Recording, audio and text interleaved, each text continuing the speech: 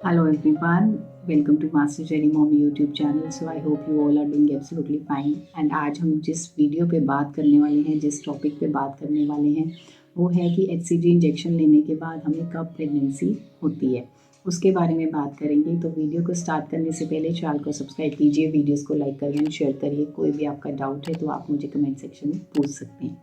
तो चलिए स्टार्ट करते हैं आज की वीडियो कि HCG इंजेक्शन लेने के बाद हमें कब प्रेगनेंसी होती है। अब ये जो मैं आपको बताने वाली हूँ ये मेरा खुद का एक्सपीरियंस है, क्योंकि जब मैं कंसीव करना चाहती थी तो जब हमने प्लान किया तो मैं उससे पहले ही डॉक्टर को कंसल्ट करने के लिए गई थी, मैं और मेरे पार्टनर।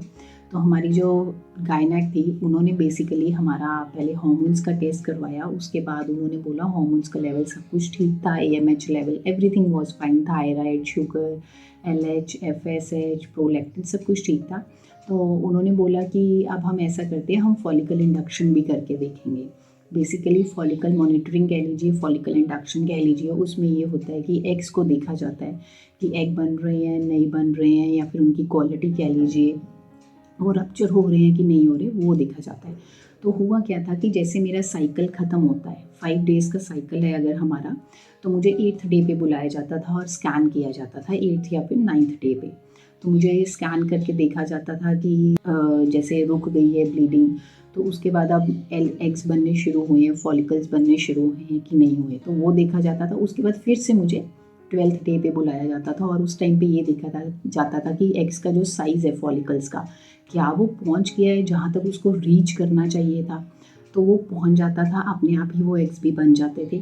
अब साइज़ भी नॉर्मल होता था उनका, जितना हमें चाहिए होता है प्रेगनेंसी कंसीव करने के लिए, 20 mm तक चाहिए होता था, 18 से लेकर 20 mm तक। उसके बाद जो है, जैसे मेरी ओव्यूलेशन होनी है, क्योंकि जब फॉलिकल का एक साइज़ अटेन हो जाता है, वो ले लेता है उतना साइज़ जितना प्रेगनेंसी के लिए रिक्वायर्ड है, तो मेरी गायनेक क्या करते थे, अल्ट्रासाउंड किया, साइज़ चेक कर लिया, उसके बाद वो मुझे इंजेक्शन दे देते थे HCG का।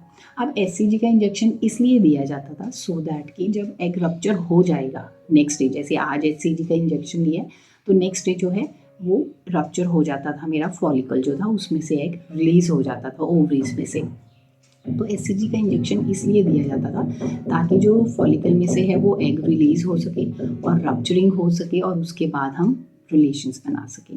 तो HCG का इंजेक्शन दे दिया जाता था एंड उसके बाद मुझे थोड़ा पेन भी होता था। जिस साइड पे मुझे इंजेक्शन लगता था मुझे पेन रहता था 1 से लेके 2 दिन तक, और पेन होता था, अपनी अपनी बॉडी का हिसाब है।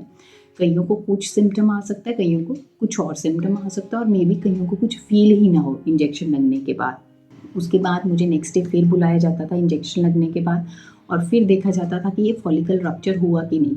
तो फॉलिकल भी रप्चर हो जाता था और फिर मुझे आगे फर्दर गाइड किया जाता था कि हाँ अब आपने रिलेशंस बनाने हैं, क्योंकि जो एग की जो लाइफ होती है वो हार्डली 24 घंटों की होती थी और वो 1 दिन की होती थी बेसिकली। तो उसके बाद हम रिलेशंस बनाते थे। बेसिकली ओव्यूलेशन का ही ये प्रोसेस था। ओव्यूलेशन होती है, ओव्यूलेशन होने के बाद हम रिलेशंस बनाते हैं। बेसिकली हमें गायनेक कहते थे कि ओव्यूलेशन होने से 3-4 दिन पहले से लेकर 3-4 दिन तक बाद में ये जो फर्टाइल विंडो का पीरियड होता है, आपने इसमें रिलेशंस बनाने।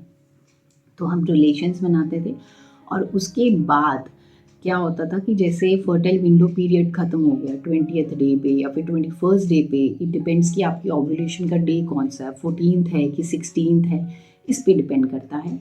तो उसके बाद जब हमारा फर्टाइल विंडो का पीरियड ख़त्म हुआ, रिलेशंस हमने बनाने फिर बंद कर दिए, क्योंकि हमें पता होता था कि जो है एग जो है अब रिलीज़ हुआ है फॉलिकल में से। तो उसके बाद हम रिलेशंस बनाते थे, फिर बंद कर देते थे रिलेशंस बनाने।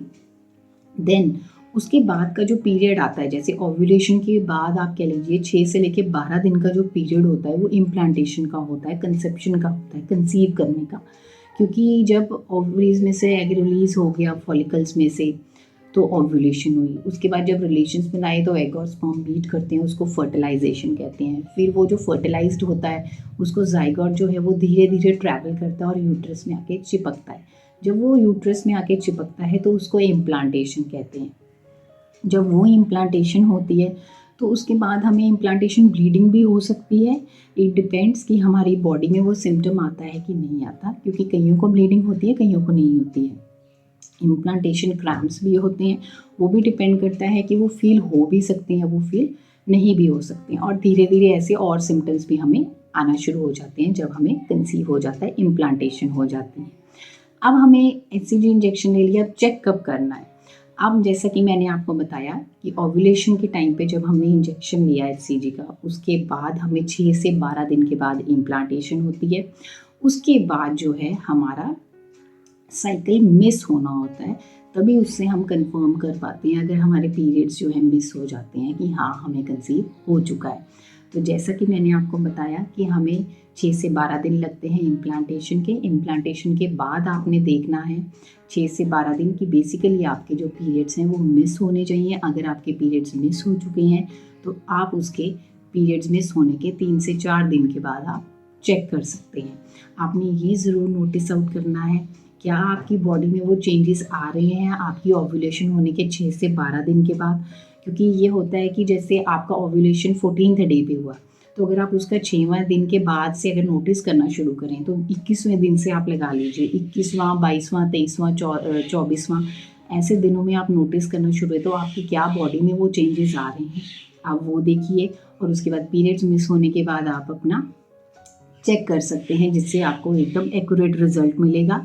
एंड उसके बाद आपने गायनेक को कंसल्ट करना है। सो आई होप इससे आपको पता चला होगा, क्योंकि जब मैंने कंसीव किया था तो मैंने जैसे ही मेरा पीरियड्स जो थे वो मिस हुए थे, मैंने उसके 2 दिन के बाद ही चेक कर लिया था, क्योंकि मुझे उस टाइम पे ये पता था पीरियड्स मिस होने से पहले कि मेरी बॉडी में बहुत से चेंजेस आ रही हैं, और ये चेंजेस मुझे साइकिल आने के टाइम पे कभी भी नहीं आते थे। तो इसलिए मैं थोड़ा सा डिफ्रेंशिएट कर रही थी, थोड़ा सा कंपैरिजन कर रही थी कि मुझे ये चेंजेस नहीं आते थे। लेकिन वो आपने देखना है कि आपकी बॉडी में क्या चेंज आ रहा है जो पहले नहीं आता था, जिससे आपको कंफर्म हो सके। एंड बाकी आप पीरियड्स मिस होने के बाद चेक कर लीजिए, उससे आपको डेफिनेटली कंफर्म हो जाएगा। सो आई होप इस वीडियो से आपको हेल्प मिली होगी है, आपको पता चला होगा कि हमें HCG इंजेक्शन लेने के बाद कब प्रेगनेंसी हो सकती है। तो जाने से पहले चैनल को सब्सक्राइब कीजिए, वीडियोस को लाइक करिए और शेयर करिए। कोई भी आपका डाउट है तो आप मुझे कमेंट सेक्शन में पूछ सकते हैं। मिलते हैं नेक्स्ट वीडियो में। Till then take care, thank you and bye bye.